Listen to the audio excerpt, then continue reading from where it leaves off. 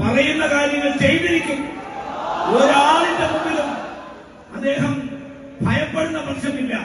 നിർഭയനായി മുന്നോട്ട് നീങ്ങുന്നു. ഈ ലോകത്ത് ഭൂമിയും ആകാശവും ഉണ്ടെങ്കിൽ, സൂര്യനും ചന്ദ്രന്മാരും ഉണ്ടെങ്കിൽ, അദ്ദേഹം നേതൃത്വം കൊടുക്കുന്ന ഈ പ്രസ്ഥാനത്തിന്റെ രോമത്തിൽ തൊടാൻ ആർക്കും കഴിയില്ല എന്നതാണ് സത്യം. സാമ്രാജ്യവാദികളെ നമ്മൾ ആട്ടി വായിച്ചു. പക്ഷേ പ്രവാചകൻ നയിച്ച പാതയിലൂടെ, പ്രവാചകൻ തെളിച്ച പാതയിലൂടെ ആത്മീയ വിദ്യാഭ്യാസവും അതുപോലെ തന്നെ ഭൗതിക വിദ്യാഭ്യാസവും കൊടുക്കുന്ന നമ്മളോട് ഒരു കാര്യം ഞാൻ പറയാം.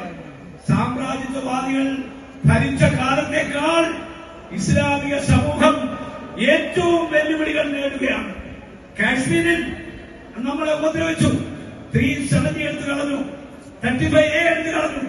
മുത്തലാഖ് സിവിൽ നിയമം അത് ക്രിമിനൽ നിയമമാക്കി മാറ്റി. ഇന്ത്യയുടെ ഭരണഘടന പറയുന്നത് ഇവിടെ ജനിച്ചവർ മുഴുവൻ ഭരണഘടന മുമ്പിൽ സമന്മാരാണ്. The state shall not deny to any person equality before law or equal protection of the law within the territory of India. 80% ഹിന്ദുക്കൾക്ക് ഈ രാജ്യത്ത് എന്ത് അവകാശമുണ്ടോ അത് മുസൽമാനുണ്ട്, ക്രിസ്ത്യാനിക്കുണ്ട്, പാർസിക്കുണ്ട്, ബൗദ്ധനുണ്ട്, ജൈനനുണ്ട്, സിഖുകാരുണ്ട്.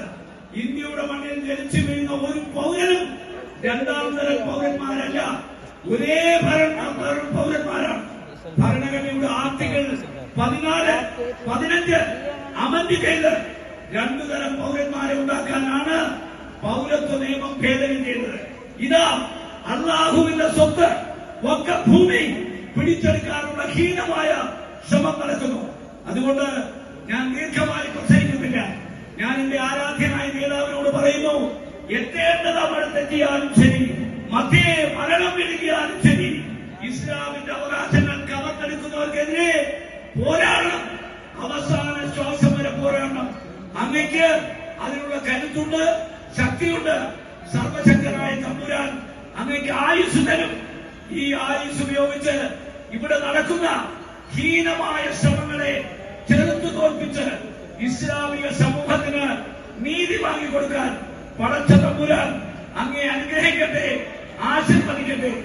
ഈ പ്രൗഢഗംഭീരമായ ജാഥ നയിച്ച് ഇവിടെ എത്തിച്ചേർന്ന അദ്ദേഹത്തിന് എല്ലാവിധ ഭാവുകങ്ങളും നേർന്നുകൊണ്ട്, ആശംസകൾ നേർന്നുകൊണ്ട് ഈ പ്രസ്ഥാനം ഇനിയും കൂടുതൽ കരുത്തോടെ മുന്നോട്ട് പോകട്ടെ എന്ന് പ്രാർത്ഥിച്ചുകൊണ്ട് ഞാൻ എന്റെ എളിയ വാക്കുകൾ ചുരുക്കുന്നു. നമസ്കാരം. ജയ് ഹിന്ദ്.